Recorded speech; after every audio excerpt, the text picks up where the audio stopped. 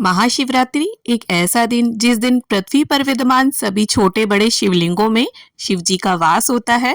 हर हर महादेव, जय हो भोलेनाथ। स्वागत करती हूँ आप सभी का आज के इस वीडियो में। तो आज की इस वीडियो में मैं आपको बताने वाली हूँ कि महाशिवरात्रि पर आप किस प्रकार शिवलिंग का पूजन करके भगवान भोलेनाथ को प्रसन्न कर सकते हैं। और जो विधि मैं आपको बताऊंगी पूजन की, इस विधि से आप घर में भी पूजा कर सकते हैं और शिवालय में जाकर भी। तो देखिए, सुबह सवेरे स्नान आदि से निवृत्त होकर साफ स्वच्छ वस्त्र धारण करके एक बार आप शिवालय में जाकर भी पूजन करके आएं। और शाम के समय प्रदोष काल में आप इस पूजन को कर सकते हैं। तो इस प्रकार से एक चौकी लगा लें, उसके ऊपर पीला, सफेद या लाल रंग का वस्त्र बिछा लें और एक शुभ धातु का पात्र ले लें। तो यहाँ पर मैंने पीतल की एक थाली ले ली है और अब मैंने लिया है बेलपत्र। देखिए, शिव जी के पूजन में बेलपत्र का अत्यधिक महत्व होता है और इस प्रकार से शिवलिंग है मेरे पास, तो मैं इनका पूजन करूंगी। अगर आपके पास इस तरह से शिवलिंग ना हो तो आप मिट्टी से भी शिवलिंग बनाकर उनका पूजन कर सकते हैं, क्योंकि महाशिवरात्रि के दिन मिट्टी से यानी पार्थिव शिवलिंग बनाकर उनका पूजन करने का भी बहुत ज्यादा महत्व है। तो यहाँ पर मैंने बेलपत्र पर शिव जी को आसन दे दिया है, एक शुद्ध देसी घी का दीपक प्रज्वलित करके रख लिया है और धूप प्रज्वलित करके रख ली है। अब हमें एक तांबे का लोटा लेना है और इस लोटे में आप पहले गंगा जल डालें, फिर जल से उसे ऊपर तक भर लें और इस प्रकार 4 बार जल छोड़ते हुए हमें बहुत ही पतली वेग से यानी बहुत तीव्र धारा से हमें अभिषेक नहीं करना है। तो इस प्रकार से जल से अभिषेक करने के बाद मैं कच्चे दूध से अभिषेक करूंगी। आप चाहें तो पंचामृत से भी यहाँ पर अभिषेक कर सकते हैं और पंचामृत में दूध, दही, घी, शहद, शक्कर ये चीजें आपस में आप मिक्स कर लें। और यहाँ पर अगर आपको गाय का कच्चा दूध उपलब्ध हो जाता है तो आप उसका प्रयोग करें। और इसके अलावा आप गन्ने के रस से, मौसमी के रस से या अन्य फलों के रस से भी शिव जी का अभिषेक कर सकते हैं। और इसके बाद वापस से सुदोदक स्नान करा लेंगे हम शिव जी को। और शिव जी का अभिषेक करते समय आप नमः शिवाय ओम का मंत्र जप अवश्य रूप से करते रहें।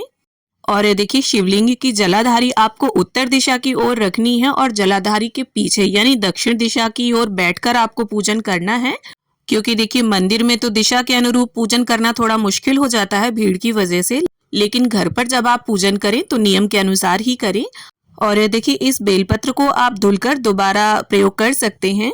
और ये जो अभिषेक का जल है इसे हमें किसी भी पौधे में, तुलसी जी के पौधे को छोड़कर डाल देना है। अब इसके बाद बेलपत्र का आसन देते हुए हम वापस से शिव जी को विराजमान कर लेंगे और इसके बाद जिस तरह से स्नान के बाद वस्त्र पहने जाते हैं, ठीक उसी प्रकार से वस्त्र की भावना से यहाँ शिव जी को मैं कलावा अर्पित कर दूंगी। आप चाहें तो यहाँ पर शिव जी को वस्त्र भी अर्पित कर सकते हैं, कोई भी सफेद या पीला वस्त्र। अब इसके बाद अष्टगंध चंदन से शिव जी को यहाँ पर हम त्रिपुंड लगा देंगे और इसके बाद हमें चावल अर्पित करने हैं। तो चावल आप कोशिश करें भीगे हुए चावल अर्पित करें और इस बात का भी ध्यान रखें कि चावल टूटे हुए ना हो। अब इसके बाद हमें चढ़ाने हैं कुछ बेलपत्र। तो आप एक बेलपत्र भी चढ़ा सकते हैं, 3, 5 जितनी आपकी इच्छा हो उतने बेलपत्र आप चढ़ाएं। और बेलपत्र पर आप चाहें तो चंदन से खाली बिंदी लगाकर टीक सकते हैं, राम का नाम लिख सकते हैं या फिर ओम नमः शिवाय भी लिख सकते हैं। और शिव जी की जो जो प्रिय वस्तुएं आपको मिल जाती हैं, जैसे आंकड़े का पत्ता, धतूरे का पत्ता, धतूरे का फल, आंकड़े के फूल, सफेद फूल, बेल फल, जो भी आपको मिल जाए। देखिए, वैसे तो मंदिरों के बाहर माली बैठे होते हैं, उनके पास आपको आसानी से सारी वस्तुएं मिल जाएंगी। तो जब आप सुबह पूजन करने जाएं तो थोड़ी ज्यादा मात्रा में ले लें घर के लिए भी।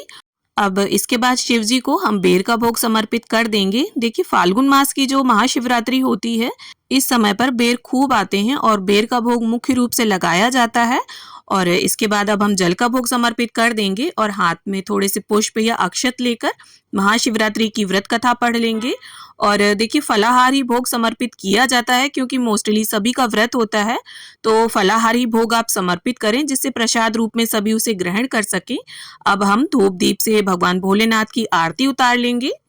और देखिए, मंदिर में जब आप पूजन करने जाएंगे तो शिवलिंग पर जो भी आप चढ़ाएंगे उसे हमें ग्रहण नहीं करना होता है। भले ही आप भोग चढ़ाते हैं तो वो भी ग्रहण नहीं किया जाता है।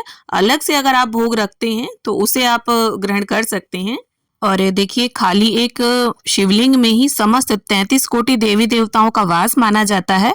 और महाशिवरात्रि के दिन अगर आप शिवलिंग की उपासना करते हैं तो इससे हमें कई गुना अधिक फल की प्राप्ति होती है।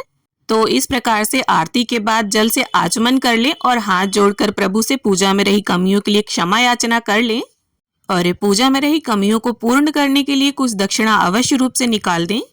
और देखिए, शिवालय में जाकर अगर आप दक्षिणा अर्पित करते हैं, पूजन करते हैं, तो वहां पर कुछ सिक्के चढ़ाएं, क्योंकि सभी लोग देखिए पूजन करते हैं और अभिषेक के जल से नोट गीले हो जाएंगे।